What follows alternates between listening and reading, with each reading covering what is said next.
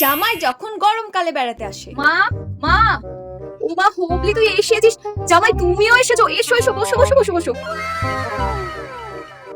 হ্যাঁ রে মা, হোবলি হঠাৎ করে না বলেই চলে এলি যে। আর বলো না মা, তোমার জামাইয়ের অফিসে কদিন ছুটি, তাই ভাবলাম কদিন এই বাড়ি থেকে ঘুরেই যাই।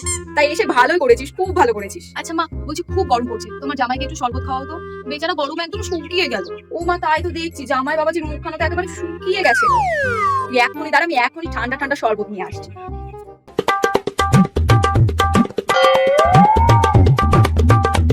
জামাই বাবাজি, এই নাও তোমার ঠান্ডা ঠান্ডা লেবুর শরবত।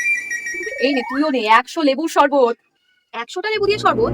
আরে হ্যাঁ রে হ্যাঁ, কিছুদিন আগে তোর ঢোলাপুরের পিসির বাড়িতে ওর জামাই এসেছিল বেড়াতে, সেদিনে তো একটা ভিডিও দিয়েছে দেখলাম, তুই দেখবি নাকি ভিডিওটা? দেখো দেখো। জামাই বলেছে বেশি করে লেবু দিয়ে শরবত বানিয়ে দিতে, আমি ভিমবার দিয়ে বানিয়ে দিলাম, কারণ ভিমবারে রয়েছে 100 লেবুর শক্তি। ও মা, বাবাজি ভালো হয়নি 100টা লেবু শরবত?